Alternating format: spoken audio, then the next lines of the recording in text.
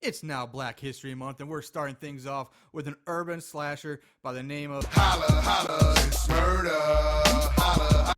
That's right, we watched Holler, a movie so bad it murders your senses, it murders good cinema, and it murders a little piece of your soul. We watched it so you don't have to. Holla! Let me hear me! So you know what time it is. Play that music. Holla, holla, it's murder. Holla, holla. Not that music.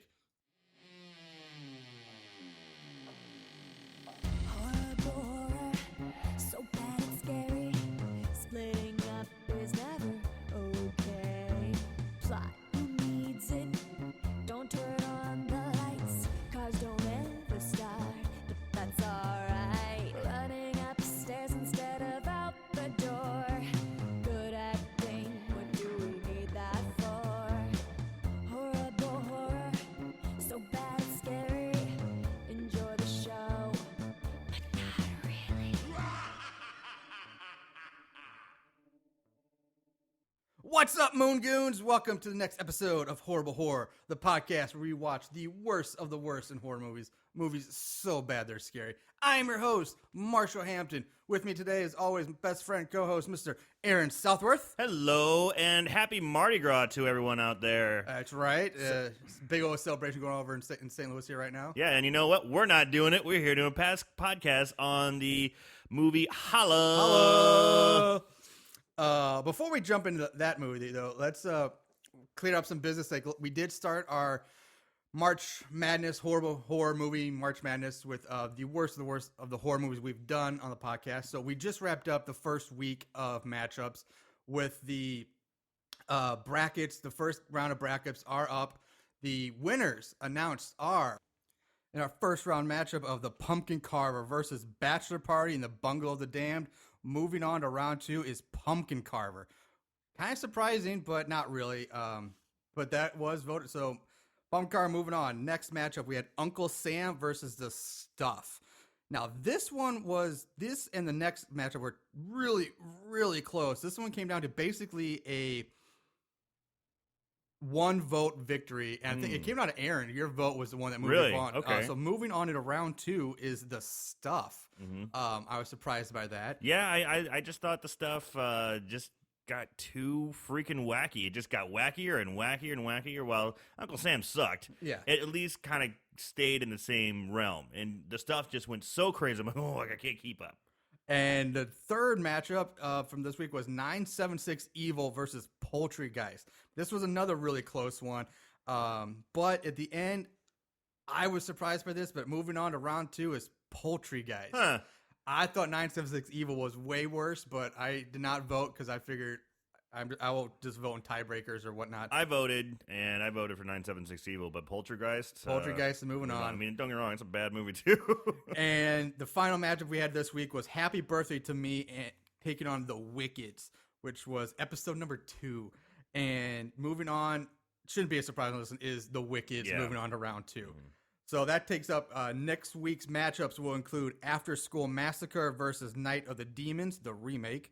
Friday the 13th, Part 5, A New Beginning, taking on Blood Valley, C's Revenge. The Houses That October Built take on Demonic. That one should be really close. And then rounding out next week's brackets are Return to Horror High going up against Graduation Day. So those are next week's matchups.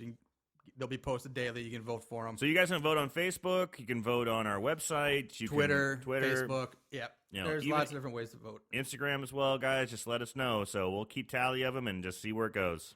All right, so with that said, moving on to Holla. Holla, holla. This movie was released. I love that intro, by the way. That intro is awesome.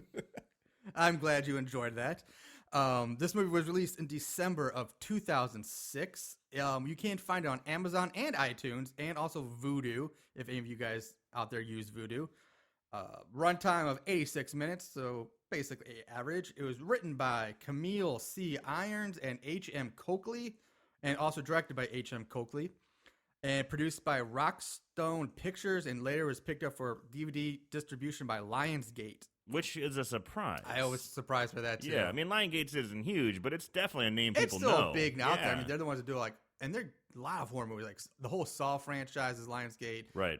They have a decent amount of horror releases under their belt. But I was just surprised they Pick kinda this one. got Yeah. this picked up. So now, disclaimer here, because this is a urban slasher, it features an all black cast except for like one token white guy. I will replace the N word when speaking about what this said with the Spanish word for black, negros. Okay. So negros will be in place of the N word because even though I'm just would be basically repeating a quote, I'm still not gonna I'm not even gonna risk getting the backlash of that. Marshall, I love you. So Trying to be so PC. You can't say the word nigger. Oh. Fine, whatever. Whatever. It's okay. It's okay. So anyway, the cast, nothing special at all. I mean, there's barely anybody there's only one or two people even worth mentioning that had anything. Yeah, I didn't recognize any of them.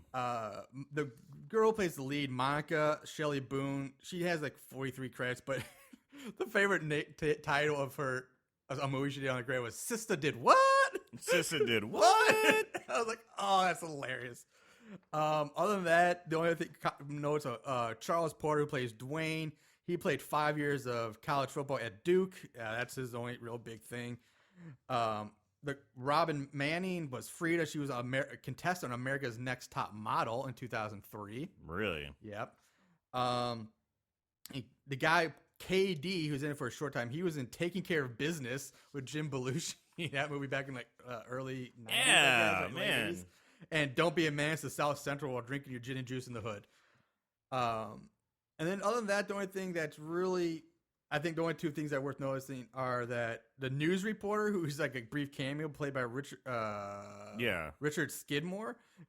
I looked up, he has 46 credits to his name. Of those 46, 12 of them he plays a news anchor or a reporter. And another 10 of them he plays a cop, a detective, or some kind of security guard or something like that. This guy is prime for those roles. Boring white guy. What can we do? Yeah. You're going to be a cop or a news reporter. Speaking of white guys, the only other white guy in the movie is, what is this? Played by Michael Bergen. And he was a big hit on apparently Baywatch years and years ago. He played JD on Baywatch and in 2 Baywatch movies. Huh. So that's really You know what? He kind of looks like John Hamm's cousin in a way. He kind of has a Well, I John could see Hamminess it. to him. And the biggest name that came out of this is probably Kelly Hawk. She plays Caprice, and to me, she's, in my opinion, the most successful person from this cast. She has 41 credits. She's done big movies like Couples Retreat, Get Him to the Greek, Bridesmaids, and to me, she was most noticeably from her stint on the hit show New Girl with Zoe Deschanel, where she played Shelby, Winston's girlfriend. I didn't recognize her at all. And people recognize her from the upcoming Marlon Wayans spoof movie 50 Shades of Black, where she plays the lead, Hannah. Huh. So she had kind of a bit part here, but has been taken off since. yeah. Yeah. So, all right, jumping into the movie. The movie opens with the Urban Dictionary definition of holla, which states, 1, a term used to try and talk to or try and hook up with a female. An affirmation to a question requiring a yes or no, usually in the positive. And 3, to yell or cry out as to attract attention or in pain. Boom. Holla. Boom, boom. Ah! And we fade in on a person in black creeping around a house at night. And inside, this couple is drinking wine. They're sharing a nice romantic moment. They start making out, and the woman leads the man upstairs to the bedroom. We see the stalker enter the house through a window. The girl says, like, hey, sends the guy off for a condom. Mind you, this is basically. a beautiful home. Huge, beautiful LA kind of home. So they're getting freaky. They go up to the bedroom and they're making out. And this was probably the part where I'm like, well, okay, that's not believable at all. Is, he's like, yeah, baby. They're in their underwear. They're bumping and grinding, kind of getting ready. He's like, yeah, you ready? She's like, hold on, there's something wrong. And he looks down. He's like, oh, I'll be careful. And I'm like, yeah, hell yeah, you will. Because guess what? You're not going to, if you're a fucking adult, I'm sorry. You're not going to stop sex and go get a condom. You're just not. I'm sorry. I understand they're trying to give you a good little PCA. Use a rubber, guys, but Jesus Christ. I don't think it was that. I think it was just an excuse to get him out of the house, get him out of the scene for what comes. Well, yeah, but I mean, No pun intended. So, yeah, anyway, the girl's like, nope, you gotta go get condoms. So he leaves the house in search of a condom. Wouldn't happen. The girl turns on the TV, and it happens to be showing the original Night of the Living Dead in black and white. Which is public domain. Yeah. And she starts hearing noises come from downstairs, and we find out it's just it's the killer going through kitchen drawers looking for just the right murder the knife. sloppiest fucking killer ever. I mean, the killer's going through the drawer like crash, crash, crash, crash, crash. You know, just making all kinds of noise. And I'm really glad that the lady upstairs goes. She's just like, who's down there? What's going on? Mutes the TV, can hear it, and it's funny. They pick up a small knife. Nope, that's not good enough. Throws it down. Up, here's a butcher knife. Nope, not good enough. Throws it down. Yeah, it's the Goldilocks and Three Bears syndrome. It's like just right. Gotta find the one that's Just this right. meat cleaver, just right. So she comes downstairs thinking that it's her man Dwayne, and she wanders around in the dark looking for Dwayne. And I'm like, why the hell does she just turn on the fucking lights? Just turn on the lights. And because this might have saved her life. Because instead, she turns around and gets stabbed by the killer wearing the goofiest, probably most racist mask I've ever seen. Yeah. This is even worse than the clown Nixon mask from New Year's Evil. The mask is a fat black guy with a huge nose and giant fucking lips and big teeth. Yeah. Now, I'm not sure if this was supposed to be like a Fat Albert mask or not, but since this is an urban horror movie, it made by and featuring a nearly all black cast, I was really stunned to see the use of such kind of a racist mask. And I mean, it's so... And it's not scary. It's just goofy looking. It looks ridiculous. It's ridiculous. I kind of thought it was pretty funny. I was like, "Now that's probably the most." Jason's got the hockey mask. Michael Myers has got his signature mask, and now we have the goofiest, stupidest mask I think I've ever seen. Unique choice, killer. Yeah. Unique Unique choice. choice. You're going against the grain. So she does manage to fight off the killer after getting what appears like we see her get stabbed. And the stabbing. So she gets stabbed. She goes, ah! And then kicks off the killer and runs away. She's in her bra and panties. Yep. All right. Yeah, go on. And she's running away, and she's holding her stomach. So I'm guessing that's where she got stabbed. Yeah. She moves her hands to close the door, and there's nothing. There's I know. no stab That's wound, exactly no what I was just blood. about to say. There's nothing there. Nope. Nothing. Yeah. Did she get scratched? Yeah. We don't even know. I mean, it's just a tiny little scratch. She's holding her stomach like, oh. So you think there's a wound? Nothing. That's exactly what I was going to bring up. You covered it perfectly, so I'll move on. She is able to hit the killer over the head with some kind of blunt object. It's a weight. It's like a dumbbell. It's like a shitty plastic filled dumbbell with like sand. Okay, I didn't even know what it was. I thought it was like a log or something. The killer comes around the corner and she goes, wha-boom. And again, it's a shitty effect. She stops like a good inch short of hitting the killer, but the killer sells it like $1 million. Like, oh, falls over. So the killer seems to be unconscious. She reaches down, pulls off the mask, and upon seeing the face of the killer, she screams. Bam! Cut to the title card. Holla. And then a blurry fade in on Monica in the office of Greg, her agent, trying to get her. And Monica was the girl who was in this. I didn't realize that till like way later. Really? Yeah. I recognized it right away. Because for some reason, I don't know if the hair was different or she just looked different. I didn't pick up on it until later. So yeah, it was Monica in the opening scene. Okay. So it was her fighting off the killer. Yeah. And Greg is trying to get Monica to sign a contract extension for her hit urban TV sitcom called Baby Girl. But Monica thinks that she's an artist and all that, so that she wants to branch out on the road. She's like, I'm not re-signing this contract. I'm done. I'm leaving the show. And Greg is pissed. He's upset. He's definitely like, come on. He's like, no one ever thought you're the number. It's the #1 urban show. No one thought it would go past 2 seasons. We're signing up for season 4 and 5. Big, huge contract. Yeah. Lots of money involved. And she's like, no, I don't want to do that. I want to go do movies or something. I want to go do artsy stuff. Yeah, she wanted to branch out as an artist. And okay, I can respect that in certain ways, but at the same time, baby girl, get that money. But this made me think, like, just question dawned in my head during the scene. Was like, why is she sleeping in her agent's office? And I'm like, that's just fucking rude to fall asleep during a meeting. Yeah, she just dozed off. Especially when the meeting's about you and your financial future. And he just offering you boatloads of money, not to mention that you're the only person in this meeting. It's not like your big conference table and you're just, in the background phone. He's talking directly to you about signing to a huge $1 million and she's like, sorry, I dozed off. He's like, that's okay, don't worry about it. What? I'm like, what is going on? It's just fucking ridiculous. Rude. It's just rude. It is. So Monica tells him that she's going camping this weekend with her friends, and she'll call him when she gets back to straighten out all the details and just leaves. Hold the phone. Oh, holding the phone. Camping is probably the least black thing in the world. It probably is. Next to Okay. maybe swimming and ice skating. All right. I mean, I work with a lot of black people in the hospitals. Never, ever, ever once have I ever heard any black person say, "Yeah, I'm going camping this weekend." Yeah. Which they actually do touch on that. They little- do, they touch do, on it yeah. later in the movie, but I agree with you. So Gray calls in his assistant Emma and tells her that he's going to go camping this weekend, but he doesn't know where yet. And it fades in on a mental hospital where a doctor walks in and finds the body of a nurse that has been killed by being stabbed in the temple with a syringe and stripped down to a bra and panties. Next to the body is the inmate's robes that has the inmate number, Patient number. same thing, scrawled on or sewn onto it.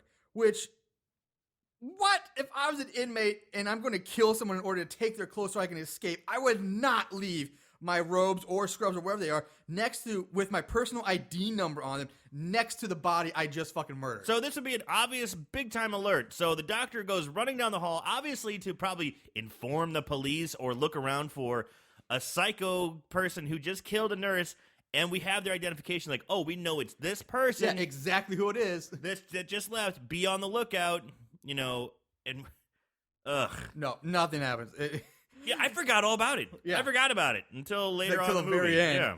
Yeah. So now we cut to Troy. Because nothing happens in that fucking scene. Nothing happens. It's pointless. It really is kind of a pointless scene. Don't even need to show it. We cut to Troy, who is played by a guy named Young Sir. He's crazy, which is just a weird ass name. It's a black thing. You wouldn't understand. I guess, Marshall. yeah, I went. So he's on the sidewalk trying to hawk bootleg DVDs, and he's telling people he's got Barbershop 5. Yeah. That's his big get, Barbershop 5. And he does manage to sell a copy for like $5 to a guy, but ends up giving him 3 DVDs. I'm like, that's just bad business, and no wonder this guy's always broke. Like, Yeah. you say $5 for a movie and then hand him 3. You just gave away. He's a pretty bad businessman. Yeah, it's awful. So KD pulls up next to Troy in a sweet Mercedes convertible with some white girl in it, and KD and Troy talk a while, but the audio gets really shitty here. Like, it just because drops.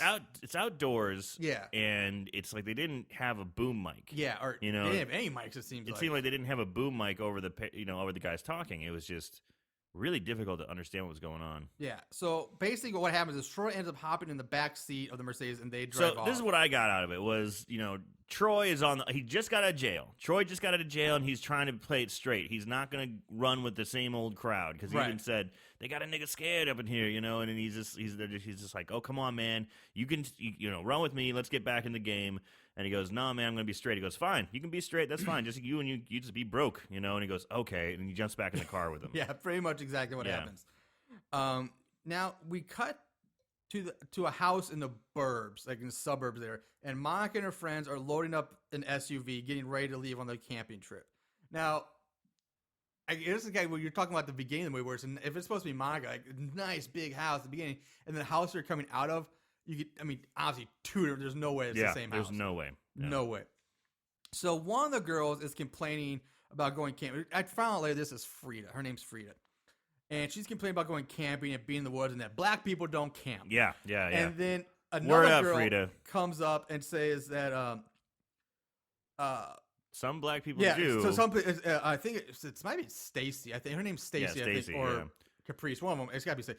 Because it says, well, some black people do enjoy camping, and it's Negros that don't, and you need to decide which one you are. And she's like, and then Monica's like, damn girl, you. Yeah, that's a really fucked up thing to say. You Yeah. know, I mean, that's really rude.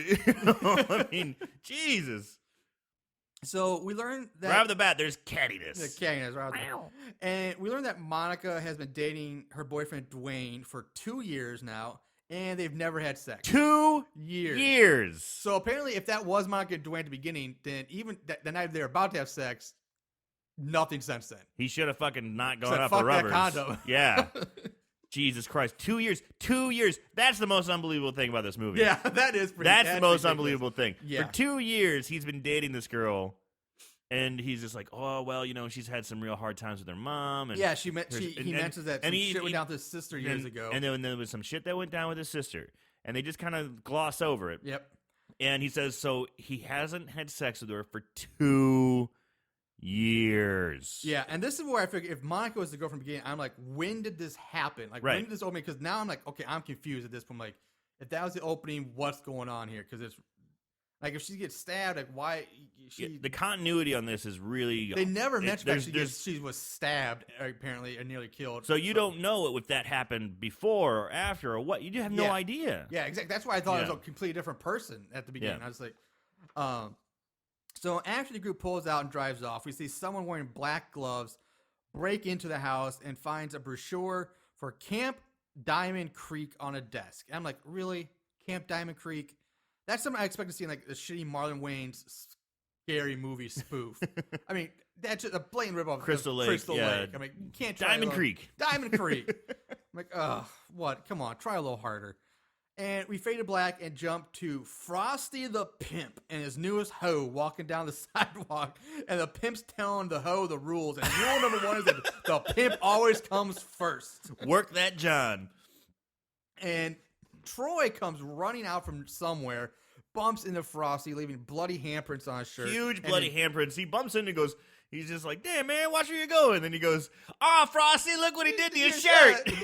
He looks down, and there's 2 perfect handprints, like, right on his tit. Yeah, it's like the guy just grabbed his tits. And he just goes, what? God damn it. And Troy takes off running down the street. Chases him down. Chases And- him away. Frosty takes like 5 steps to chase him. He's like, fuck it, I give up. Hey, I do the same thing. I'd be like, ugh. Yeah. And then Troy starts making his way down this hill and ends up next to a highway. Yeah, he's And- falling down the hill, I gotta trying make a to hold comment his because pants up. I And know this is gonna sound racist. It's not mean, but he looks like a fucking monkey going down that hill. And He's it's not. kinda- This is not a color thing. It's just the way he's hunched over. His arms are out his side. His knees are bent. He's like, and he's just like, he looks. Anybody doing that motion would look like. I mean, he looks like a monkey going. You down would this look like hill. a monkey I going would down- look like yeah, a monkey yeah. going down the way he goes down this hill. Mhm. And so the main group in the SUV is driving down the same highway, and Monica mentions that she thinks So, this, Troy, come on, dude. You got the most like ghetto kind of urban look. You got your hat on backwards, cocked to the side. Your pants are falling down, oversized shirt, backpack, and you're hitchhiking yeah, in a good part of town. yeah, we're supposed to be the coming out of the burbs, yeah. And no one's gonna ever fucking pick you up, brother. Yeah, I'm and sorry. He gets frustrated that no one's talking. He's like, ugh. He's like, really, dude? Really, Come man? on." I mean, no way. No way. Exactly. Which also thought to mention because they make it look like he runs out of the house with the bloody handprints on the pin. Yeah, and then the blood's gone. And next thing it's just gone. It's just magically the blood's disappeared. And so anyway, Monica's in the car and she mentions that she thinks this car has been following them for the last hour behind them. And again, the sound quality drops here when they're in the car talking, and you can barely hear what's being said inside the SUV. So I just kind of skip over because you can't hear them. And That's basically it. They Yeah. just think someone's following them. And then the group spots Troy on the side of the road, and they do end up picking him up because it turns out Troy is Dwayne's cousin. Yeah, they see him. It's like, oh look, it's Troy. Like they would like they're driving like 50 miles an hour. Yeah, there's And- no way they're doing- and that's the slowest they're going. I'm Yeah. sure. And they go, oh look, they just see a dude on the side like hitchhiking. It's like, oh look, With a it's your- backwards hat from the back, that they just know it's Troy. oh, it's your cousin Troy. Why don't we pick him up? What? Yeah, like, how do you fucking know it's him? But Dwayne doesn't. He's not having it. He doesn't trust Troy. No, he does not want Troy. See if he's picking up Troy and he like Troy comes over. He's like, hey, oh, what's up? And then he's like, hold on. He rolls up the window on and him. They have like a little and- sidebar. He's like, look, Troy's trouble. I don't like Troy. Let's just fucking leave him. And then Monica's saying, Yeah. no, he's your cousin. We need to pick, be nice. He's your cousin, Yeah, And everyone it's else in the Monica. car is like, yeah, dude, he's your cousin. And he's like, God damn it. Yeah, it's peer pressure lets Yeah, him in. peer pressures, and they let him in. And they even said, they go, we're going camping and we're dropping you off. Yeah, Yeah, he says that. exactly. They never drop him off. But, no. So once in the car, we finally start learning everyone's name because Caprice starts introducing everyone. So we know there's Caprice. We have Stacy. Frida was the girl who didn't want to go camping and has to find out if she's black or negro. And there's Malik, Johnny, and then we already know Monica and Dwayne and Troy now. So that's our core group. So Troy starts hitting on Frida right off the bat. He's like, Frida, what's your number? Blah, blah, blah, baby girl, talk to me. And he's like, her response is, my number is 1-800 Negro, please. I'm like, what?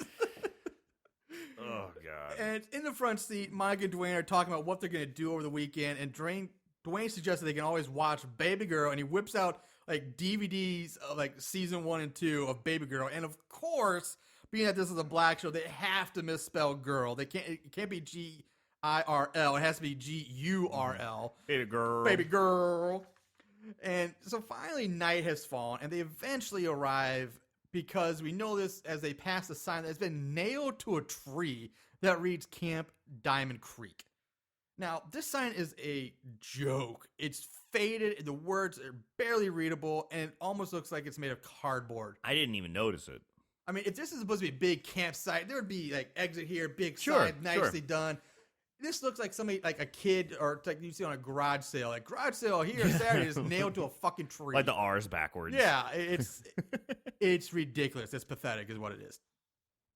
So the girls are like driving down, and there's like how creepy the woods look, and it's really creepy around here. And I'm like, Yeah, they just kept talking about how scary it is. but it's not. Yeah. It's not. They're not even driving down an old dirt road. Anymore. They're driving Still down paved. a paved road, and they're driving down a driveway that leads to somebody's house. Like a really, really nice cabin. And there's like, it's not even a cabin. It's, like It's a fucking full house, yeah. And there's like landscaping lights like that go down the stairs. Just everything's all lit up. Very beautiful. Yeah, Beautiful home. It's not creepy or scary No. one bit. Oh, it's creepy here. Oh, no, it's just dark. No. No.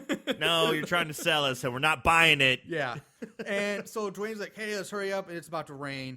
And I have a big problem with this next shot because the next shot shows heavy rain clouds. But I'm like, wait a second. This shot was obviously shot during the day because it's supposed to be nighttime, and they splice in footage of rain clouds during the day. I'm like, come on. Like at that point, just don't even show it. Just play a sound effect of thunder in the Thunderclap, distance, yeah, and that's yeah. all you need. So another car pulls up to the cabin, and we see a white guy get out and puncture the tire Yeah, so with this a is, flip knife. So they show this other car pulls up, like literally like just moments after like how they don't even notice the guy driving down Just the road behind them. moments after the core group gets into the house. Yeah. And then they show the door open, they just show legs, and it's a guy wearing shorts, and you see white legs. And White you're like, legs okay, and it's a boots, white guy. yeah. He's wearing like Timberlands, and he gets out, and he kneels down, and he pops his fucking tire. Okay, mystery. What's Ooh. going on? And so Dwayne opens the front door to go get more stuff and from the SUV, and he finds Greg and a blonde girl Yeah. in the doorway. And Greg is standing with all the rain coming down, and Dwayne opens the door, and he goes, "Oh man, I can't believe this." He goes, "Well, I'll be a monkey's uncle. It's Dwayne." And it's Greg, the agent. agent. Thank you. Yeah, it's Greg the agent. And With the girl, with the with blonde. some blonde girl, and he basically just lets themselves in as Dwayne heads off to go get more stuff from the car. And they're sitting around a table, and Greg tells Monica that he had a tire blowout, and which obviously isn't true because he just popped You his just own saw tire, him pop his own tire. which is bad playing because if you say a blowout, you can. Then he goes look, it's like, yeah, that wasn't a blowout. You just popped your own tire. And we learned the name of the blonde girl is Daffy. Like Daffy fucking Duck. And Daphne. yeah, but they all call her Daffy. He I calls think her. she once she said it's Daphne, but everybody just the Calls rest of her the movie it's Daffy the whole Yeah. movie. So Monica tells Greg that he can't stay tonight, but he can leave in the morning. He has to leave in the morning. You can stay tonight, but you have to be out in the morning. And that's pretty much it, and they all go off to bed.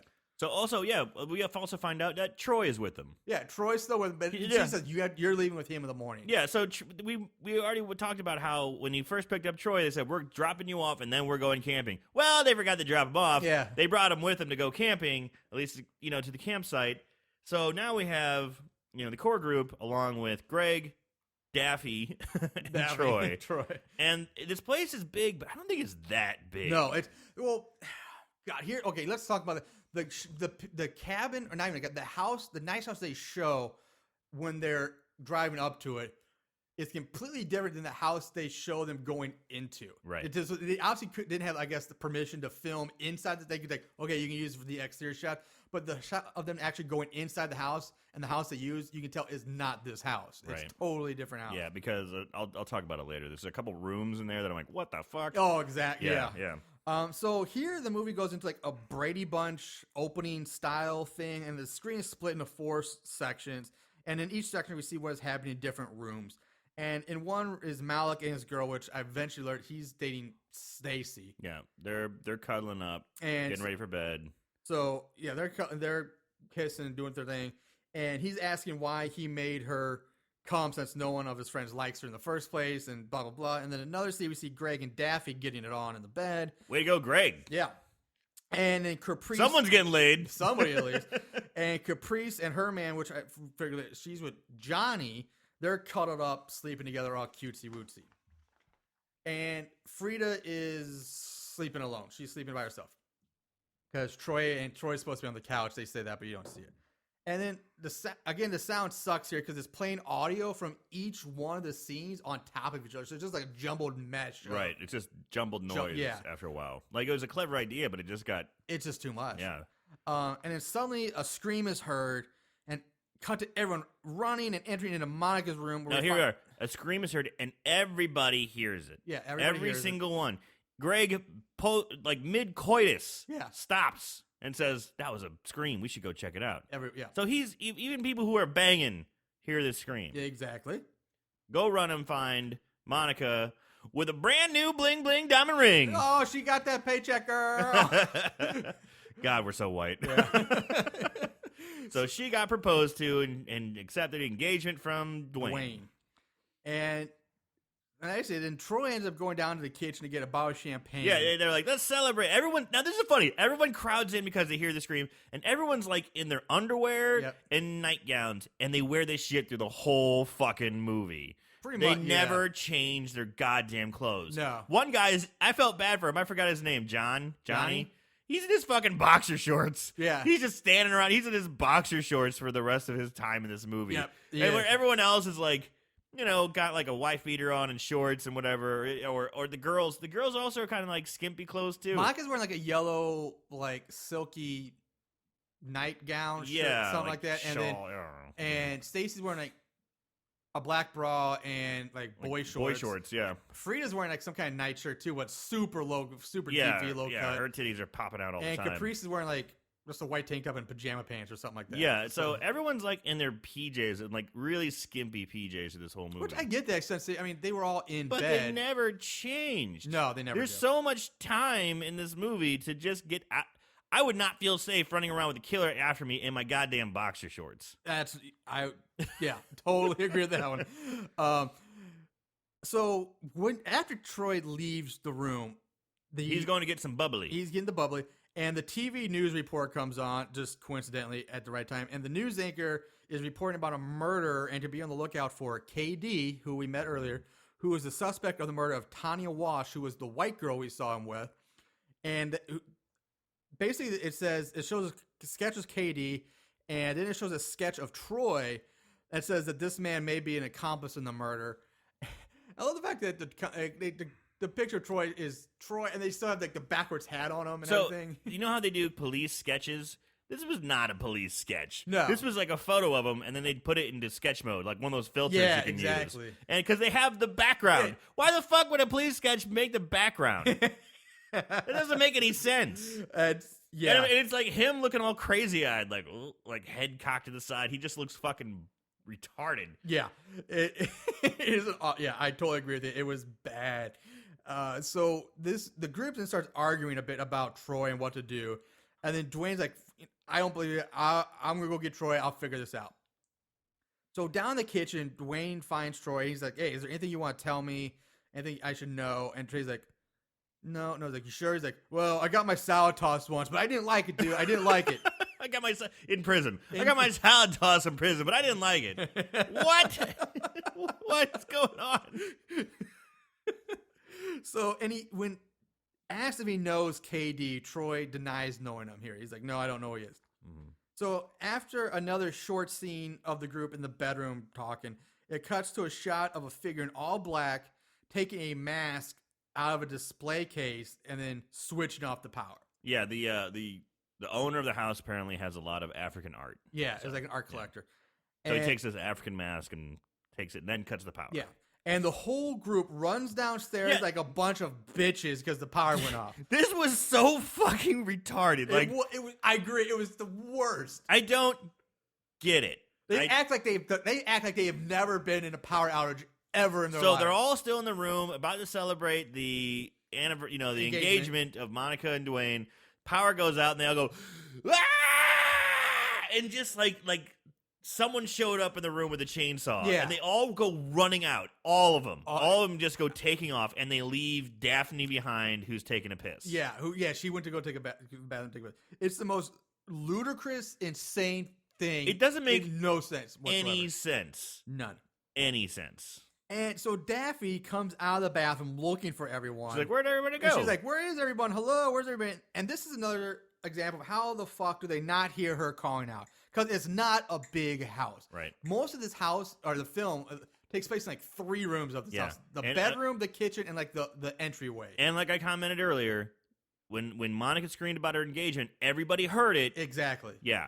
But here she's like, hello, where is everybody? Hello. Nobody says, oh, hey, Daffy, we're down here. Right. Nothing. So Daffy falls over for some unknown reason. I have no idea why. It's like she's walking next to her, she's on the ground. It's dark. And when she gets up, she's grabbed by the killer and thrown back down, and then she's stabbed to death. Yeah. So the killer lets her get up, throws her back down, and then stabs her. Yeah.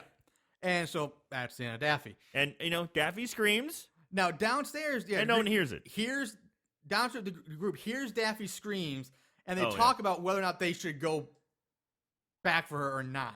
And At this point, there's no indication whatsoever that there's a hint of danger. right, the in power this- went on. Oh my God, a killer's here who cut the power. No, it's like That doesn't make any... no. There's God no damn reason it. to jump to that conclusion. There's none. It could be the power went off. Let's go hit the fuse box on, or there's a there's a Right. thunderstorm outside. And shit happened. No, they hear Daphne scream. Like, oh my God, she's killed. What do we do? Like, no, she could have just stubbed her fucking toe. You don't know. So anyway, Monica convinces them to go back and look for her. Yeah. Do you want her death on your conscience? Yeah. Is what she says. And they Exactly. go, okay. And What? upstairs, they find Daffy's dead body on a couch, and who's next is written in blood on the wall. And I'm like, holy shit, this killer works lightning fast. If he Yeah. was able to get that written on the wall in a matter of moments between the scream and So, when they come up. To pick Daphne up off the floor, put Put her her on the couch, cut her up enough to get enough blood to write out the word "who's next," and even use an apostrophe. Yeah. Yeah. At least I got the grammar right. And disappear from sight all in the matter of seconds it takes for the group downstairs with to no run up. trace. No Yeah. trace. Mind you, there's a lot of blood that would probably leave a trail, but nope. Yeah, they no have the trace. wherewithal to clean up. So the group runs for the front door and out into the rain, and they all pile into the SUV, which, of course, won't start. And Greg, the token white guy, gets out to look under the hood. I do like this part because they're all looking at each other like someone needs to go and check under the hood. And they all look at Greg and goes, "God damn it!" So Greg gets out, looks under the hood, and he tells them, comes back and says the alternator cables have been cut on both cars. Not just this one, but I guess his car too. Which wouldn't matter because he's got a flat tire anyway. So Yeah, you can still roll. yeah. So they try using their cell phones, but now they don't have any cell phone reception. Which that's a big key that pissed me the fuck off later in this movie. You're in California. It's one of the most connected states in the country. It's not even the fact that they don't have reception. Because, like, okay, if they are supposed to be deep in the woods, but I can buy that. It's just stuff that happens later with cell phones that piss me the fuck off.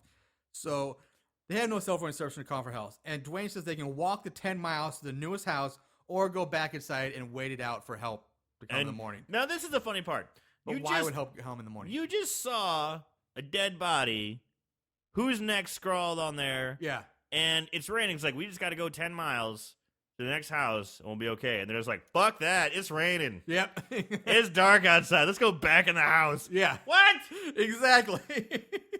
So that's what they do, and they start saying, "Hey, because Troy's not with them, they think Troy's the killer." Right. And Dwayne, And with good reason, because they did show that, they had the news. The at this newscast. point, Yeah. it's believable, but Sure. it gets way out of Now, hand. this is later. also when Dwayne gets. Dwayne pulls out a gun from the armrest of his Yeah. SUV. He's like, if Troy gets in our face, I got something for him. Click, click. Yeah. And he goes in. So they have a gun. They have a gun, which he does. He cocks it, and they go in. And Troy appears on the stairs as soon as they go back. He's like, "Hey, where's everybody? I was just looking for you." Yeah, Troy. And he's like, Troy's "You just very- look like you all just saw OJ." He's very comic relief. He's like it's like a combination of like it's kind of like Ludacris and Eddie Griffith put together. Oh you God, know, yeah. but, It's, you know, he's just like, hey everybody, how's it going? Hey, yeah, and they're like, "You look like you saw OJ," and the group runs off screaming like bitches. And I don't understand this because there's 8 of them. and they have a gun. Against, yes, and one of them has a fucking gun. Troy has nothing in and his hand. he has his hands up like hey everybody, like saying hi. Hands up, Yeah. palms facing them, nothing in them, Exactly. going, hey everybody, how's it going? Obviously, it's like just doesn't realize what's going on. Exactly. There's no sense whatsoever that this guy So is. 8 against 1, and 8 has a gun, and they run off screaming from the unarmed man like bitches. Yeah. And While they're running, while they all split up and go hide in various rooms, Dwayne turns around and tries to get Johnny's attention. He's like, "Johnny, hey, come here." no, they're all running for the same room. They're all running for the same room. They're all going. I know down they the end hallway. up in the same room, but They're all running down the hallway, and then Johnny, the one on the end, who is wearing his boxer Yeah. shorts, the very last one decides, I'm going to deviate from the group. I thought, see, to me, it looked like they all kind of split off, but that's because how they all been in the same room. I watched this scene twice because Okay. I was so pissed off by it. All right, well they- then I will concede. They my all point. go filing down. It's hard to see because it is very dark. Yeah, the light in this movie is dark. It's incredibly dark, and yeah, I'm not trying to be racist or saying, but it's also black actors and actresses, so it's very difficult to see these people. The one that sticks out is the white guy because he's Yeah. white. So, and he was one of the last ones, so that's how I remember because I see these figures. It's like, okay, I see him. They're all running the same direction. Dwayne stops, looks back, like, come on, Johnny, let's keep going. But Johnny decides, Well, he's like whispering, he's like, "Psst, Johnny." Yeah. And Johnny, yeah, he decides to duck into a different side room. and right behind Right Johnny, fucking behind we're him. not talking an inch behind Johnny. Not even a foot. Yeah, less than a foot away is the killer in all black, wearing the mask, holding a knife. Looks at Dwayne like, I'm going to kill this motherfucker. Yeah, and Dwayne looks at watches this whole thing, and he's like, And "Oop," Dwayne- and he and- ducks back into the room. And Dwayne's the one with the gun. Yes.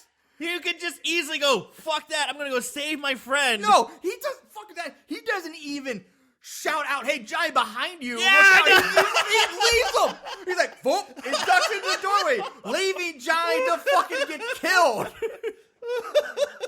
You're right, he doesn't. I mean, I can understand being scared, but you're going to be like, Johnny behind you! Johnny behind you! He doesn't do anything.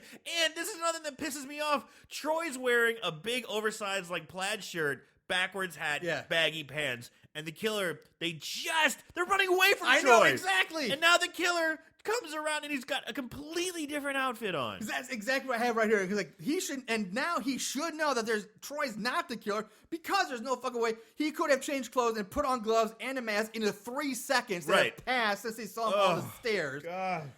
This is what is happening. It's so retarded.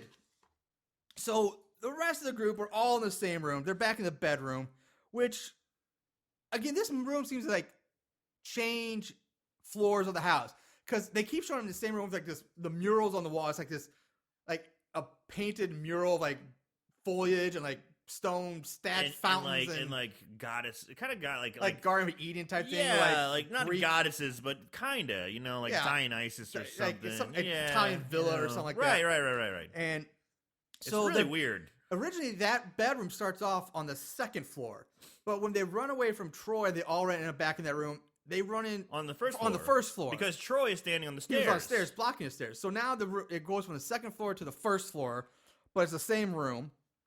And Caprice is freaking about and trying to go after Johnny, and Dwayne tells her talks her out of it, and tells everyone to get comfortable that they're just gonna wait this out. They're just gonna wait it out to the morning, and Sorry, Johnny. yeah, it's like, fuck you, Johnny. It cuts to the killer standing over a dead Johnny who has been killed from having his throat slashed with the knife. Now, a half hour later, now has passed, and people are arguing about how much longer they have to wait. It's only been 30 fucking minutes. It's been 30 minutes. Yeah. There's a killer. Yeah, and they're like, out how long do we have there. to wait here? Oh, and we're they're just bitching. Yeah, there is. That's the one thing I will say about this movie. There is so much bitching and cattiness and oh god. Yeah. And so I would just leave. I Yeah. think I'd be like, I'm out. I don't exactly. And Dwayne then suddenly has a change of heart and says like, you know what? I'm going after Johnny and I'm gonna go get a supply. After a half an hour, hour. and you just watched him get followed into a room by the killer, and even then you're like, I'm not saying anything. Yeah. And no one wants to go with him. What a dick. But eventually, I know. Eventually, Malik steps and says, "Fine, I'll go with you." You keep saying Malik. It's Malik. Okay, Malik, thank you. Yeah. Two of them are about to leave when someone's cell phone goes off. Monica opens up the phone and sees a picture of dead Johnny, followed by a text that reads, Who's next? I keep thinking of Goldberg. Yeah, exact same thing. Who's next? Who's next? Who's next? So we got an image. We got a selfie of Johnny with his throat slit. Who's next? So we already know Johnny's dead. Yep. Why not just stay in the room then and be like, fuck it, hold the gun at the door and just wait it out? Exactly. Why not do that? That seems like a pretty good idea. Exactly. Yeah. And so everyone starts flipping the fuck out. The girls are screaming, and a log, I think, comes crashing through the window. Yeah. And the group runs out of the room where the killer is waiting for them Now, with a chainsaw. How in the fuck can this happen? Again, this killer is like the Flash. It would have to be, or get to the side of the house to throw the log in and then run back around to get inside behind the door to wait for them to come out with the Because chainsaw. they run out of that room instantaneously. Instantly. As soon as that log comes smashing through the window, the glass hasn't even settled, and they're running out the door. Exactly. And when they run out the door, there's a killer with a fucking chainsaw. Exactly. Where did they get this? Whatever. Maybe they got it from the garage. I'm not arguing the whatever. fact that he has the chainsaw. They're out in the But woods. stand I'll there give with that, a chainsaw. But the time between throwing the log and being right there, Impossible. completely impossible. So Dwayne tries to shoot the killer, but his gun jams. So he tells everyone to haul ass, and they run upstairs. Now Caprice trips on the stairs as the rest of them just leave her behind and run into There's a lot the of same bedroom they just left, but is now back on the second floor. And once inside, Stacy slams the door closed, and we hear Caprice banging on the door. Like, Caprice is banging on the door. Please let me in. Please let me in. And then Stacy's like, we don't know who it is. Like, what? What? Yeah. What? They're like, we don't know. That could be the killer. And Monica's like, open the door. Like, I'm not opening this door. And then all of a sudden, Caprice stops. You don't hear Caprice yelling anymore. And the chainsaw stops. And and we get some exterior shots of the house, and lightning crashes. And I have a big problem with this because someone should have told a digital effects guy how lightning works in nature. Because two of the lightning strikes come from impossible angles and places. First of all, it's way too low, and it looks like it's coming out of a fucking tree instead of the sky. And I've come to the conclusion that they just basically cut and paste a lightning strike over the image on the film. Because it's like the bottom third of the screen, it looks so shitty. That's the problem you have with this movie? Well, that's one of my problems with this movie. It's really shitty. So anyway, we're now following Caprice as she wanders around the dark house by herself.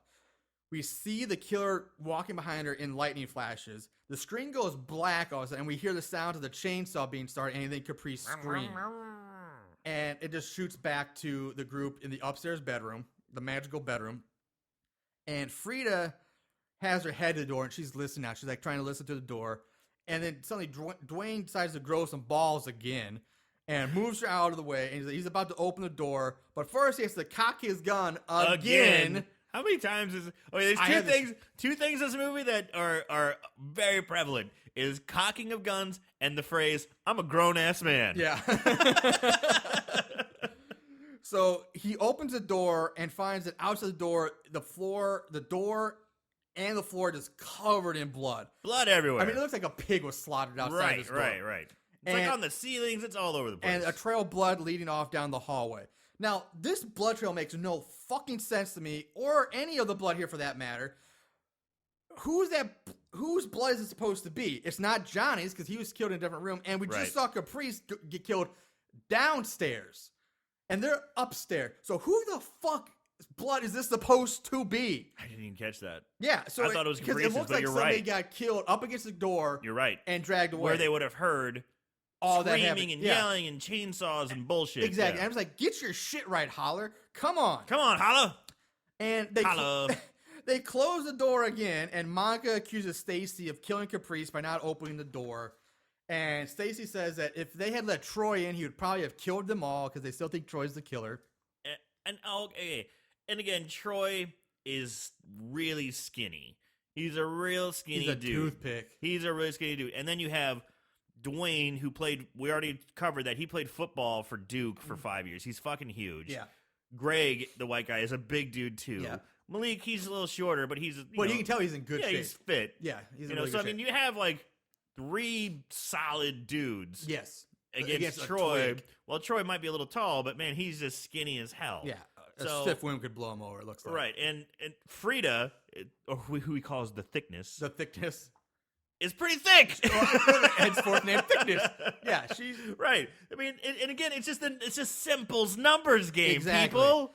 And at this time, they get another text with the same "Who's next" message, and this is what pisses me off. Because it pisses me off. Because if the cell phone even has power and reception to receive these text messages in the first place, why the hell aren't they fucking calling 911 to get help?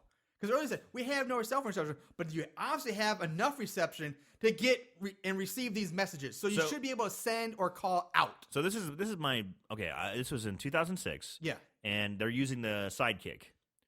That they even say, "Oh, my sidekick." You know, Dwayne has a sidekick. yeah. I don't know about the rest, but yeah, they have like the little slide phones. they're sidekicks. So I don't know for sure.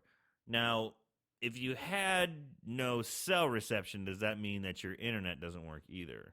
It may have been different. It may have been different. You know, all this I'm just now, but trying to still let thinking- that slide a little bit.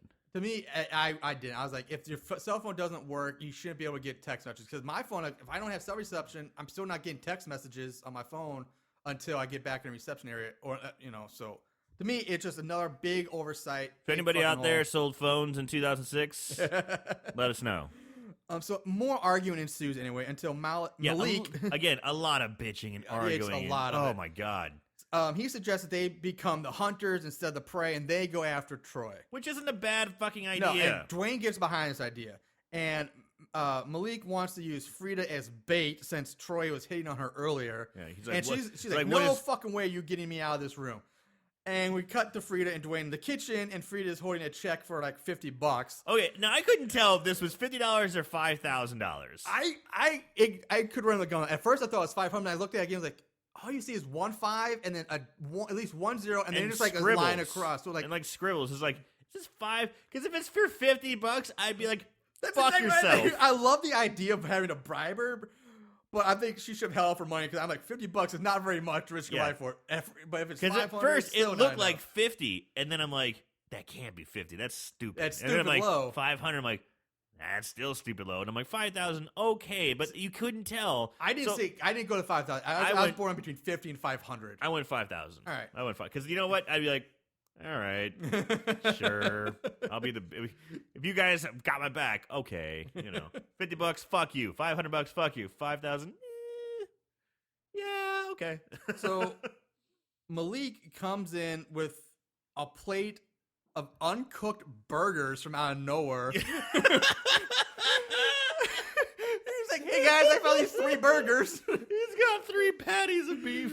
And I know. I'm like, what's going on? so they all go over the plan. Dwayne cocks his gun again, which, by the way, is empty because they show a close up of the ejection port the and there's chamber, no yeah. round in Yeah. the chamber. Whatever. Yeah. And Dwayne gives Frida the gun, and him and Malik go off to hide. They're hiding. Which turns out to be behind the fucking island. So they're in the same fucking room. They're like 5 feet away from her, just squatting down behind the kitchen island. Yeah, exactly. Yeah, and she's cooking. She starts cooking The burgers. The burgers. To be perfectly honest, I didn't think this was a bad idea because really, it's raining outside. If you make a bunch of noise, but if they smell. can't hear it, they'll smell these burgers and be like, "Oh, some motherfucker's cooking in the kitchen." Yeah. And so he goes back upstairs. Greg comes clean with Monica, and he tells her that this whole experience has made him realize what's really important. And he tells her that he thinks of her more than just a client, that they're family, that he's her brother from another mother. And she's she like, does what go, the fuck? Stop it. Stop it. Stop, white boy. And she's like, I'm still not coming back to the show. I'm not doing it. Greg pleads with her some more, saying that they need each other.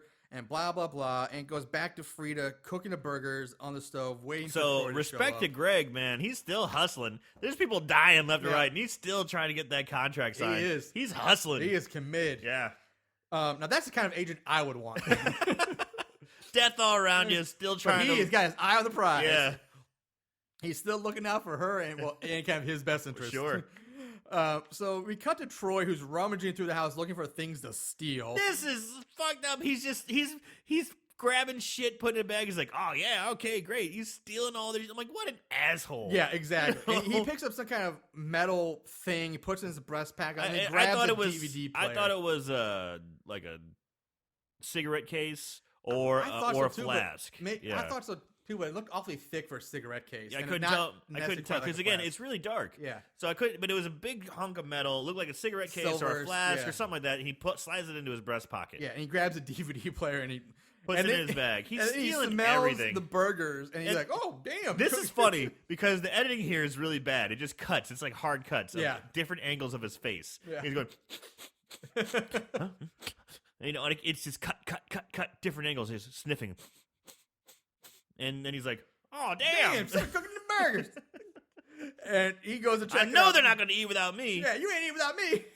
So, this is the funny thing about Troy. Everyone's screaming and running away from him. Yeah. He hasn't seen anyone for who knows how long. Yeah. There's chainsaws, there's screaming. There's all this shit going on. That's And right, he's the just like, chainsaw. fuck it, I'm going to steal. I'm gonna steal all this shit. So I didn't even think about that. Like, where is he when the chainsaw is revving loudly and Caprice is screaming? Troy is in this house somewhere just stealing shit. He doesn't. He's like, whatever. He gives zero fucks. Zero fucks. All he wants to do is steal shit. What a dick. So much for going clean. Yeah, no joke. That lasted, what, a whole 30 seconds? Yeah. So it goes back to the kitchen where Dwayne and Malik are hiding behind the kitchen island, and they're just doing really shitty jobs because they keep talking to Frida for one thing, and so they're not being quiet, and their heads are sticking up above the counter line. So Troy finally he walks in and he gets jumped not by Dwayne and Malik, but by Frida first, who knocks him over. And she starts to run, but she turns around and come back. She gets the burger. I love it. She smacks him, hits him with the gun, and she goes, yeah, you don't mess with me. And walks her way, and then turns around and she's like, I'm gonna take these. She takes the burgers, The burgers. walks out. While Dwayne and Malik start, take care of Troy. And it fades to black. And now we're back upstairs where everyone's sitting around. Monica's trying to comfort Dwayne about his cousin and all that. And he's like, fuck it, I gotta go talk to him. He goes to talk to Troy downstairs, who's now tied up to a chair. And Troy says he didn't kill anybody and that KD was responsible for the girl in L.A. So, yeah, this is funny. He goes, they have him tied up, and they go, did you lie to me, man? You're killing people. It's like, no, I didn't kill anybody. Okay, I lied to you about knowing KD. I lied to you about that, so I'm sorry. And they find a gun on Troy. They search him.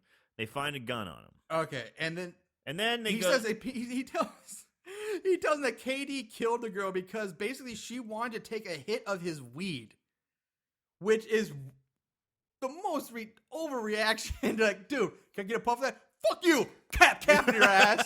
Like, what? What? Weed's supposed to make you mellow. right. What are they smoking? Yeah, I think that's insane. I understand maybe somebody, she's like, oh, she was trying to steal my weed, steal my product. They're stealing money or something. She yeah. just wanted to take a toke on the joint, and he shot her over this. She just wanted to get fucking high. And KD's like, fuck you, bitch. Bang, bang. Yeah. God damn, KD. And he says that he wasn't after Frida in the kitchen. He just wanted a burger because he was hungry. That's why he came in there. So he comes clean about robbing the place. So, yeah, and this is another thing. He goes, he already said, all right, I lied to you about KD, but I didn't kill anybody. Okay, I lied to you. I was planning on robbing this place, but really, I'm a good guy. So, right off the bat, he's already admitting to all these lies. Yeah. So, it doesn't make me trust him at all. No. If, coming from the point of Dwayne and they think he's the killer, that would just make me go, yeah, you're a piece of shit. I'm going to leave you tied up. Yeah, exactly. And that's what happens. So, this is funny But because he does say he saw Monica dragging Caprice down a hallway, that he caught her red-handed. So he's saying that Monica killed Caprice. which is impossible because we've already seen Monica Yeah, everywhere with the group. exactly.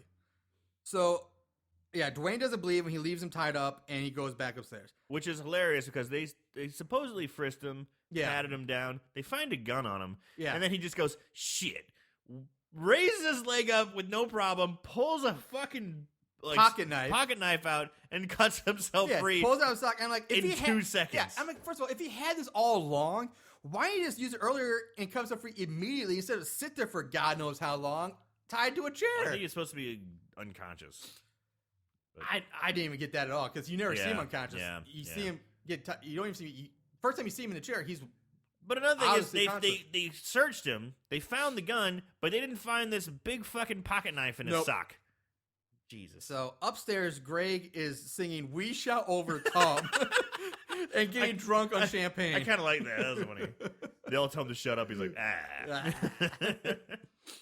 So Malik gets tired of waiting for Dwayne, and he grabs a katana off the wall. I'm like, wait, what? There's a katana on this wall this whole fucking time, and you're just now using it? What the fuck is wrong with these people? That was fucking weird. He's like, because he asked Frida for the gun. Yeah. He's like, hey, I'm going to go look, I'm going to go look for Dwayne. Can you give me the gun? And she goes, fuck you. And he's just like, fine, be that way. Oh, sweet. Katana. Bam. Yeah. Bruce Willis in Pulp Fiction went for the katana right away. He's looking at different weapons, different things. And he's like, oh, yeah, goes for the katana. There's one in the room, and you don't do anything about it till like halfway through the movie? Exactly. Shit. It's like, oh. So Malik leaves, and the camera cuts to him creeping around the dark house looking for Dwayne. And he finds a chair that Troy was tied up in, but Troy is gone. And when he turns around, he gets shot in the chest with a hand crossbow and just kills him, like Very right in the silent. heart. Yeah, right in. It was well played. It was a good shot. Yeah. And Excellent shot. Dwayne is then shown looking out a window, talking to the rain, saying, please give us a break. And like, really? It's just fucking rain. And these people acting like it's a blizzard or a hurricane outside. Right. It's a thunderstorm, but it's not that fucking It's bad. No, it's not. Just leave the fucking house. Just walk. It's already established if you have umbrellas, because we saw Greg use one. And just fucking leave the house as a group and walk away. Now, way back when they first ran out for the car, when they first ran out to the car at the beginning of the movie, like when they first find Daphne blood-ridden, they all run out of the car. All the black people run out, and Greg stops, and he goes, grabs an umbrella and opens it, and then runs out. Exactly. Like, what's the...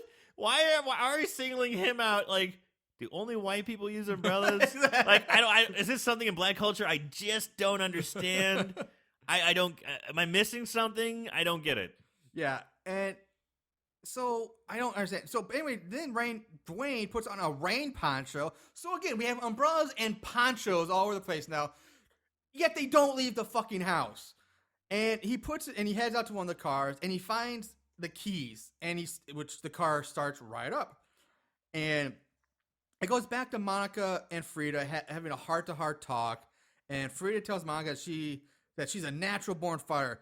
That then she starts reciting more of Monica's backstory about how Monica lost her mom and the things that happened with her sister. Things that happened with the sister is what they say. And then Dwayne... And they made it out of New Orleans. They made it out of the violence of New Orleans. Yeah. So they kind of, like, I'm guessing there's, like, a Katrina bit in there, too. Like, we made it out of New Orleans, so it's like... Yeah, it's pretty glossed over. You don't really know.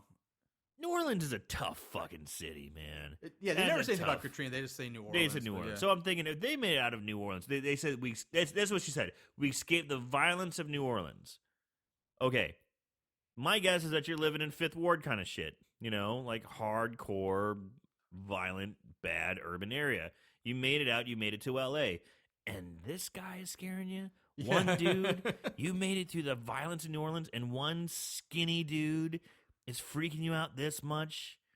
There's a little disconnect. Yeah, that's a good point. I didn't really quite. I'm getting deep, man. So Dwayne bursts into the bedroom and tells him, "Hey, I found a way out." But then he just immediately turns around and leaves again to go find Malik, which he does. Dwayne tries to play. He finds Malik dead. He's like, and he tries to play sad here. The actor, he's like trying to get sad. This is pretty shitty. But he just does not have the acting chops. Doesn't have the range. And it just looks bad. He just walks and he goes, Malik? It's really bad. It's awful. I think I just did a better job. Yeah. So upstairs, they get another text message that reads, 4 down, 5 to go. Who's next? And Frieza says she's had enough of this, and she charges out of the bedroom, but not before cocking the gun again.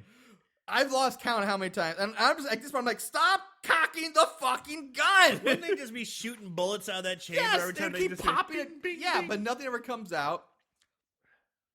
So back to Dwayne, who runs into Monica, and he tells her that he found a car that runs outside. And so I want to say, let's stop and think about this for a moment. Okay.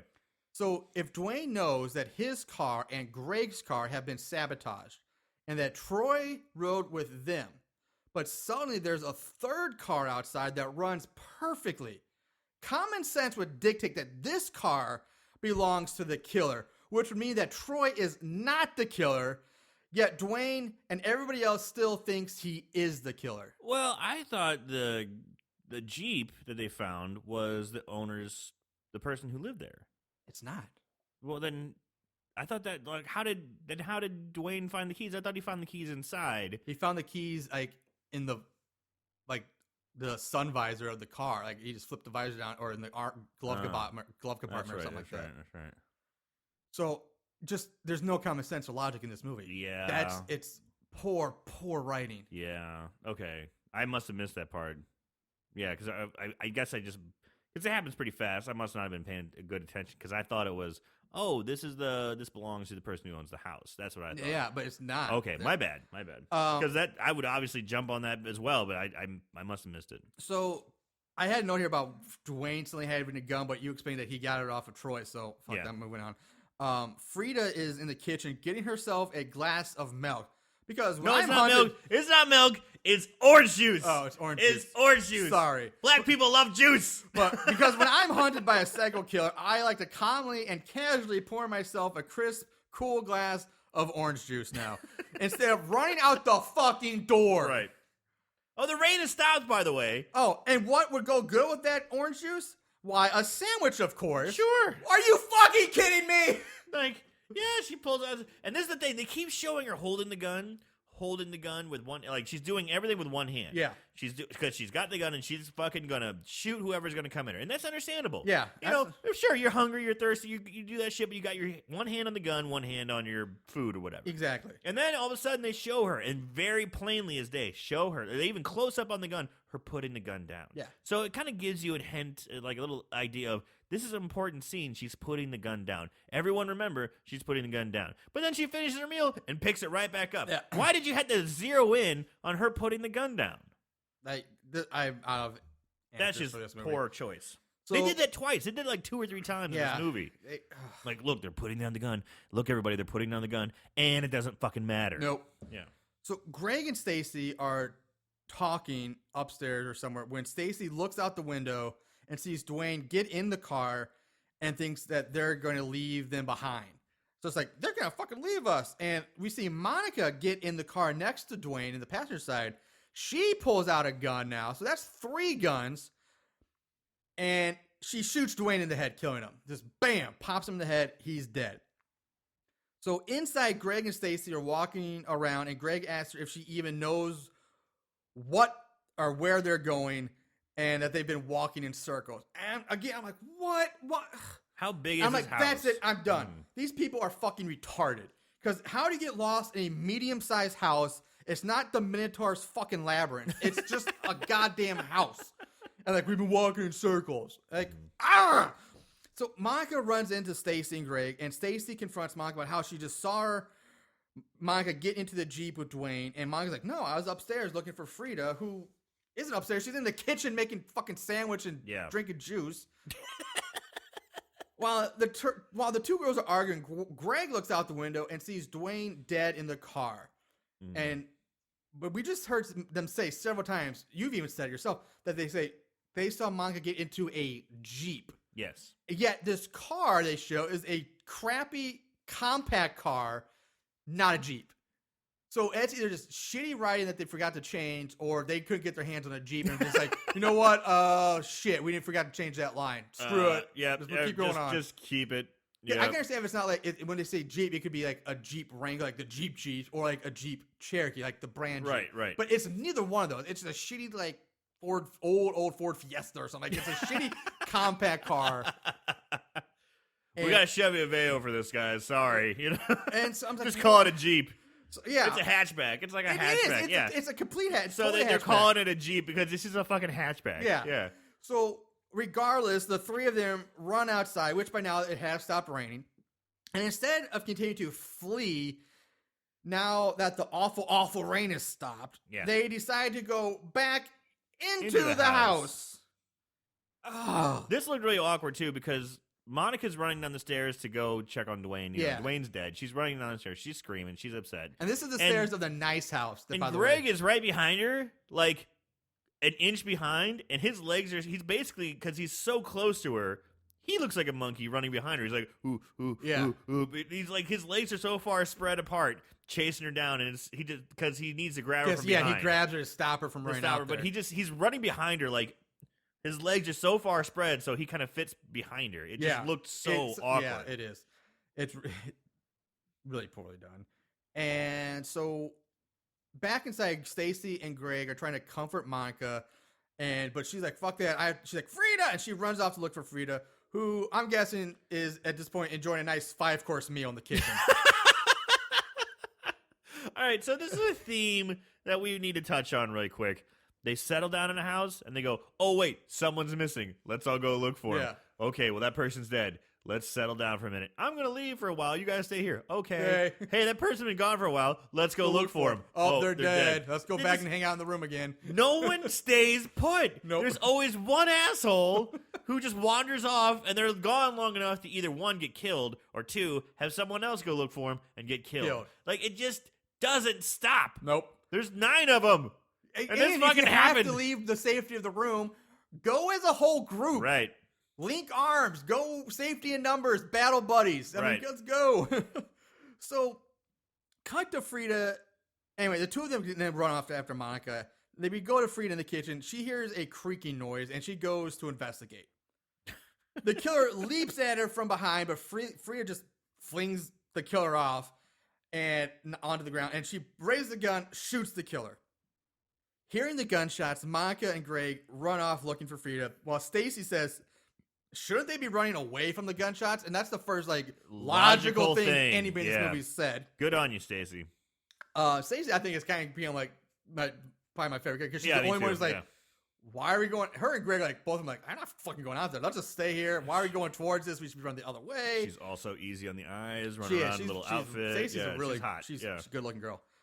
So Frida removes the mask of the killer to reveal Caprice with a giant scar on her cheek that looks like it's been sewn up. And then Frida gets a hatchet in her back, killing her. While she's looking at Caprice, she gets a single hatchet chop to the back. Mind you, a single, and it's a small hatchet. It's a hand axe. It's a hand axe. It's not a giant fire axe or big wood chop. It's like a little hatchet in the back. Not the back of the head, not the spinal cord. Shoulders. Yeah, she gets it in the back. It would hurt like hell, but that wouldn't kill you. Because you know what? She's the thickness. She is the thickness. That's not going to hurt her. It's going to hurt, but it's not going to kill her. But I'm so And she drops down dead, like instantly dead. I'm just boggled by the whole Caprice thing and why, even if since we didn't technically see her killed, I can like, okay, whatever. But I don't understand why the giant weird like Joker looking scar on her cheek that's sewed up. So this is why. This was my take. If she did, if they sewed her lips together so she couldn't like scream out for help, that would make a little more sense. But she obviously said, "Hey, it's me. Don't kill me. I'm here." Nothing. I don't get this at all. I don't get this at all either. Now I'm trying to make sense of nonsense. All right, lay your take on me. Let's see so this is what I thought happened. And granted, when I watched this, I should have watched it back, but I was like, I just said, "Fuck it." I didn't want to waste any more time.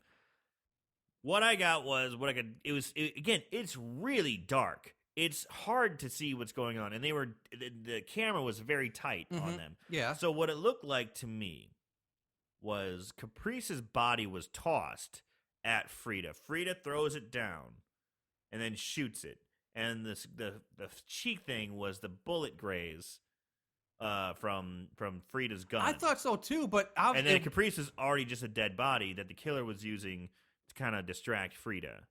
That was my thought. That's really fucking elaborate. That means the killer had to be hauling around a limp dead body just to get in the right position to throw on somebody else. That is insanely elaborate and would be way too much effort. Is it too far of a stretch for this movie? I don't know. That's what I thought. That's what I fucking thought. insane to think about that. That's what I thought. Oh my god.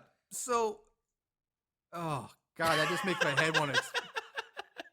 Oh, because you're starting to think like maybe. I know it makes my brain hurt, and like I'm mad at myself for even trying to even comprehend if that would be what would happen. Like, yeah. ugh. So Monica comes rushing into the kitchen and sees both Caprice and Frida dead on the floor.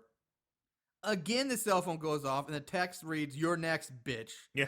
Now, I don't know about you, Aaron, or any of you listeners, but by this time, I would stop reading those texts. Yeah.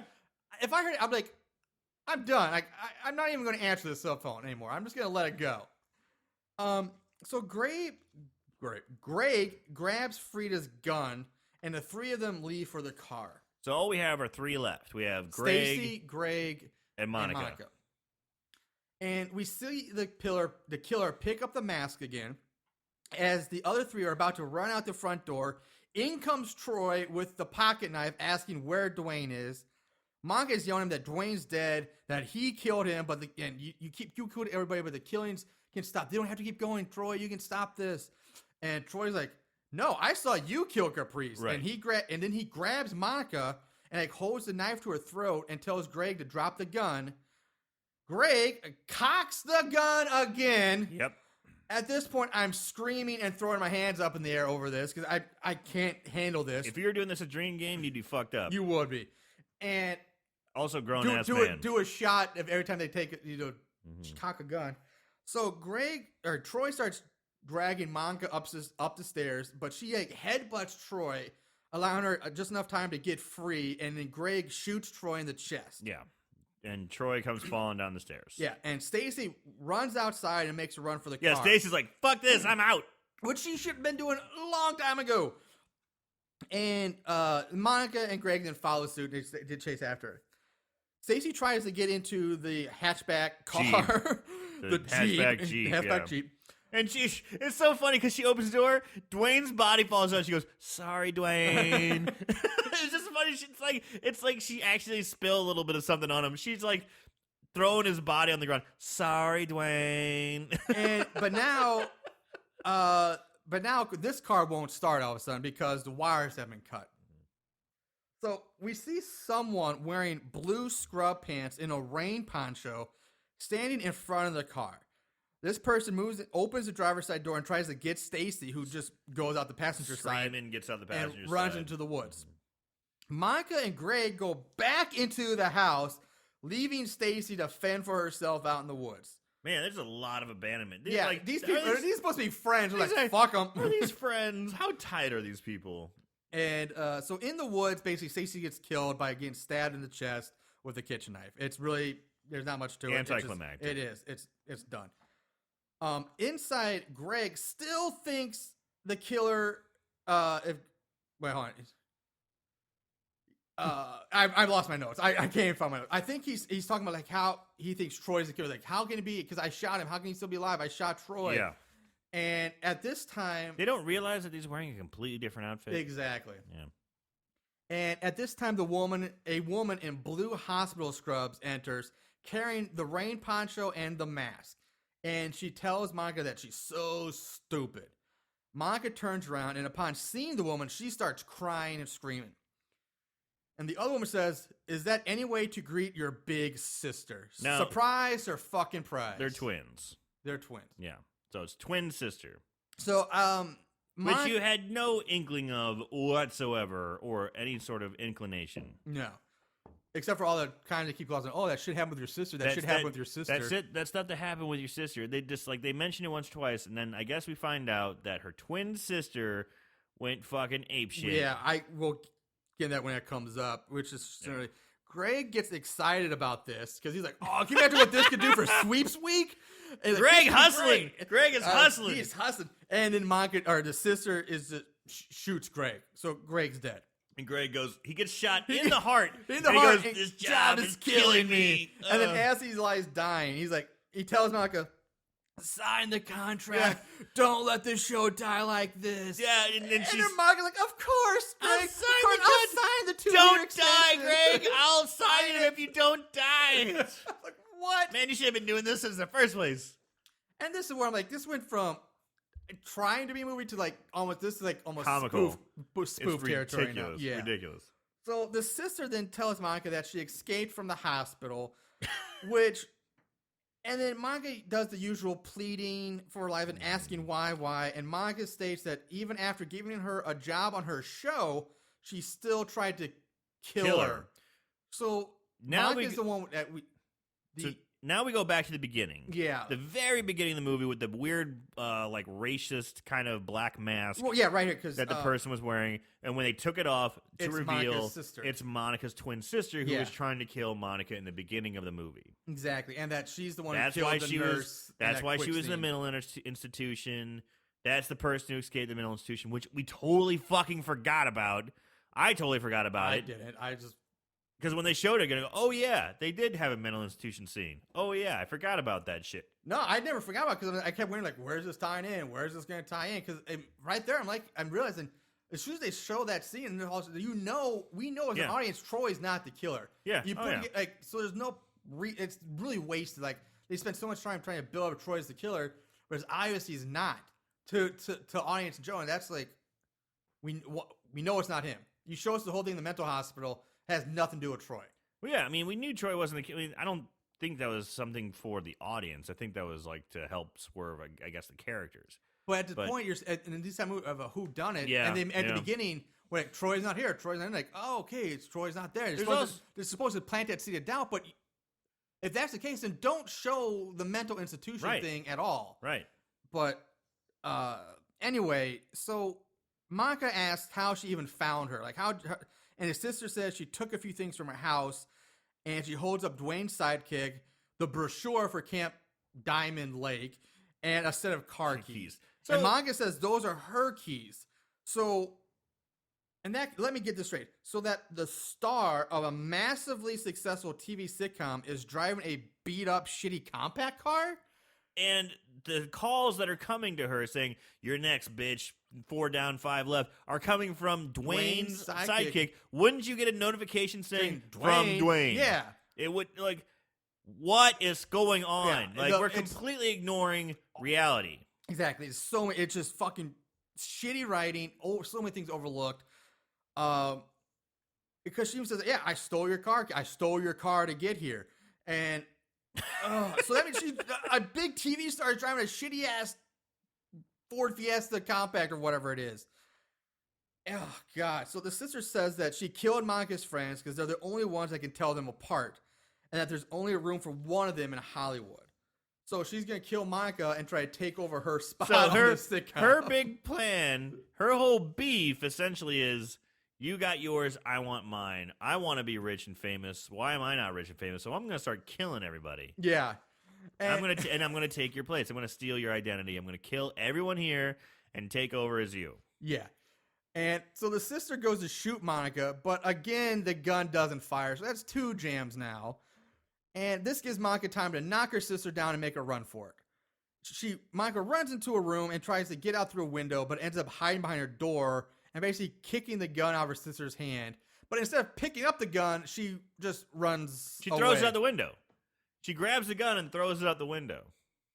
I missed that. That's even stupider then. Yeah. You have it in your hand. Why throw it She away? threw it out the window. Why are you doing this? I was like, okay, you got the gun, and she threw it out the window. I was like, okay, is she gonna go out the window? No. Nope. Okay. She just threw the gun away. Whatever. So the sister rips the hatchet out of Frida's back. Which, by the way, is just resting on Frida's back. She doesn't pull it out. It's not like, pull it No, out. it's like picks She it just right up. Lifts it right up. Lifts It's it just up. barely resting in Frida's back. And- which makes me more mad that the thickness was killed by that way. Yeah. And she starts hacking through a pantry door that Monica's hiding, but I don't remember ever seeing them show Monica run into the pantry. Yeah, exactly. Which would apparently been right next to the body of Frida, which means she ran right up to the killer and said, "Oh, let me turn into this pantry right next to you and hide. and hide." And it was. Did you think it was an homage to Halloween. Halloween? Yeah, it's kind of the same thing. Yeah. So she's hiding behind the pantry, and it's got the slat woodwork. And Yeah. just hacking it down. And Monica's like, "Why are you doing this? Why? And so I'm like, this is the best "Bitch, part, though." She just told you her whole plan. Why are you asking why? Because she just told you. But she jumps up and she's got bug spray or something. One shot of bug spray. I don't even know if it's bug spray or it's like canola. It's some little squeeze bottle of something. One shot of whatever miscellaneous spray A mister. fucks up Monica's evil sister so much that she drops the hatchet and is like, "Oh, my eyes! My eyes." Are you kidding me?" Okay, and at this point, we should mention that Monica and the evil are played by the same actors. Yes. So you never see them in the same shot. It's always like it's cutaways back and forth because they don't have the technology in this movie to like mirror something. They're never in the same shot together. Or if they are the same shot together, it's very obviously edited. Or I get a bite. You get a back of somebody's head and then the face of the other. So yeah, Monica's sister drops the axe or whatever, the hatchet, and he's like rubbing her eyes. And Monica grabs the hatchet, knocks her sister down, mounts the sister, and is about to kill her when Troy comes in with a gun pointed at Monica and tells her to drop the axe, bitch. And so now the sisters are playing the cliche, it's not me, it's her. Right. Twin Shoot sister. her, don't shoot me. Yeah. No, it's her. The She's the one who shtick we killed see in everyone. Every twin, alternate, everything we've seen 1,000 times before. But eventually, the evil sister picks up the hatchet and is Trying to lunge at Troy. or something, and then Troy just shoots her in the chest. Like center mass, like a good shot. Yeah. And Monica apologizes for accusing him of being the killer. Troy's like, "That's okay." He's like, "That's all right. That happens to That- guys like us." Yeah. Negroes like him always get blamed. And he then pulls out the metal box from his breast pocket that stopped the bull from killing him and says, So "Who says crime doesn't pay?" yeah. Boom. And Monica and Troy start heading out to leave to get help, but they take the slowest walk through the house ever. They stop to look at every dead body. Every dead body. Troy's like, "Damn!" He's like, Troy's like a Chris Tucker. Like, "Damn, that bitch killed everybody. I'm out of here." So he tells Monica that she's on her own because he rose like Han Solo. I do like that line. Yeah. But that's a But he dick doesn't move. say Han. He's just like, "I'm out. I roll solo." So. Oh shit! Well, then never mind. No, I the like. Han part I added. I in. like your line, Yeah. Marshall. I Yeah, roll that like would've Han been solo. solo. I like that. So Monica tells look for her. Finally convince him. He's like, "I'm gonna look for her car, while he's gonna go look for the keys or something." And blah. They split up again. You look for the car. I'll look for the keys. Yeah, that's it. And like, "Hey, be careful." And he responds by saying, "Don't worry about me," as he holds up the gun and cocks it again. At this point, I'm out of words now. I'm out. This has become a fucking joke. And honestly, I think if they would have truly done this gun cocking thing as a joke, an ongoing gag, I'd be cool with that. But I don't think they were doing that. They're just that stupid and kept cocking the gun over and over and over Right. and over and over. So Troy goes outside and Monica goes upstairs and gets her bag out looking for her keys. But didn't we just have the scene where her sister tells her that she stole her car and was holding the car keys in her hand? Yes. But she goes upstairs like, whoa. Looking all over for the keys, looking through bags, looking for shit. She finally changes her clothes. She does finally change clothes. And the next scene, Monica's now dressed, and so she enters the room where her sister lays dead. And by the way, the scrubs that her sister are wearing have turned from blue to pink. Now. And her sister opens her eyes as Monica kneels down next to her, but she closes them before Monica can notice. Monica finds the car keys in a scrub pocket of one of the scrubs. His sister springs to life. She starts choking Monica, and It looks like curtains for Monica. yeah. And suddenly the sister is shot in the chest again by Troy, who just appeared out of nowhere. Stay dead, bitch. And the two of them leave the house, and Monica asks if he thinks that she's really dead. And he goes, "Yeah." Is she really dead? And he says, "Yeah, And then Oh, no, goes, shit, did you goes, shoot him in "Did the you head?" shoot her in the head And he like says, she's a fucking zombie. Yeah. He's like, And he's like, yeah. Obviously, you know. Which he didn't. She wasn't shot in the head because you looked at her. You were and if standing right there. If you saw someone get shot in the head, there'd be a fucking giant hole in their goddamn face. Well, entry rooms aren't necessarily as big as They're exit rooms, small. but there'd be blood Yeah, everywhere. yeah. Yeah. And which obviously she's not shot in the face, and they head off to the car. Now, as they walk down the steps away from the house, the camera zooms in on one of the large living room windows, and we see the sister walk up to the window and watches as the two leave. So she's been shot twice. Center mass. I mean, these are both probably kill shots. And she's totally fine. Walking around like nothing happened. Yeah, she just walks up. She doesn't even hold her wound. She's not grimacing pain. She just walks not up, limping, just stares out the window, and then she turns from the window and walks away. Roll credits. And, oh God, it's Holla.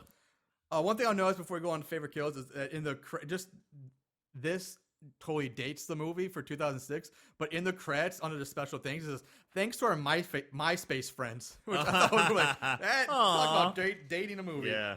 So all right, we're moving on now to our favorite kill. There can be only one. Favorite kill? I don't know. Kills sucked. Yeah, they were kills all like sucked. off screen. All or the kills, just people getting shot. Yeah, or they were just stabbed. really shitty kills. Yeah, they really were. So none of them were good, really. yeah, none of them. So if you had to pick one, what's your goal? I'm going with Malik. Okay. When Malik got shot with the crossbow, at least that was kind of well done. You know, I mean, as far as like the editing in this movie fucking sucks. Oh, it's fucking awful. It's horrible, horrible editing. But at least they showed the he turned around, he sees the killer, the killer shoots the crossbow, then it cuts right back to him real quick, and it shows the thing. So at least it worked. Yeah. And it's probably the most realistic death. Like Malik didn't ham it up. It was a good shot. It was like right in the heart. Yep. So he's like, oh fuck, I'm dead. So that was my favorite kill. Yeah. It's not gruesome. It's not gory. It's not. None of them are, but None at of least that was the best, I thought. Yeah. I kind of agree with you. Like at first I thought maybe Daphne just because she was maybe the most brutal because she was repeatedly stabbed, and I would have said Caprice the chainsaw, but you don't see it. You don't see it. So honestly, yeah, I'm going with Malik too. But they all suck in this week. They just all suck. Yeah, I mean, there's really nothing to say. I would like to. Stacy was probably one of my favorite characters, but her death was so quick and fast. It's like stab, dead, move on. There was nothing to it. So, all right, there it is. Malik gets our favorite kill for this week. Moving on to odds and ends. Not only did they watch these films, they researched them too. Ugh, what is wrong with these guys? All right, ratings. IMDb 3.7 out of 10. It seems high. I thought so too. There's no tomato meter score on Rotten Tomatoes, so it hasn't been critically judged. But this blew my mind. 45% audience score. That's way too high for me. Well, it is an urban horror movie, so perhaps for the urban crowd, they might be favoring it a little bit. I guess. And then, fucking Amazon. Aaron? 3.5? Almost 3.4 on Amazon. All right. Plot keywords. There are actually none for this movie. Really? Really. So let's play the game. If you had to make, what would be your plot keyword? Cock and gun. Okay, shit. That was gonna be mine. Yeah. I'm a grown ass man. Okay. Let's see. Nigga, please. Okay. Jeez. Hamburgers. And I'll go with one more. African mask. Okay. Yeah, that's pretty good. I agree. My first one would be gun cocking, honestly. Yeah. You can probably throw in bra and panties in there because there are other ones we get a lot. Tons of bra and panties, yeah. Rain. Yeah, Rain, definitely. That was a big character in this movie. Yeah. Stabbed. Yeah. Crossbow. But yeah, gun cocking would have been my go-to. Yeah. Sorry, that was you hammered it home. Yeah. You hated the gun cocking. So trivia. No trivia. The only thing that blew my mind that this actually spawned a sequel called Holla 2. Yes, I saw that. Look forward to that coming up. And that's really it for the odds and ends this week. There was barely anything. Man. So we're moving on to the budget game. Oh shit. Time for Aaron to blow his wad with the budget game. All right. So, Aaron, what is your guess on the budget of Holla? Holla. Okay.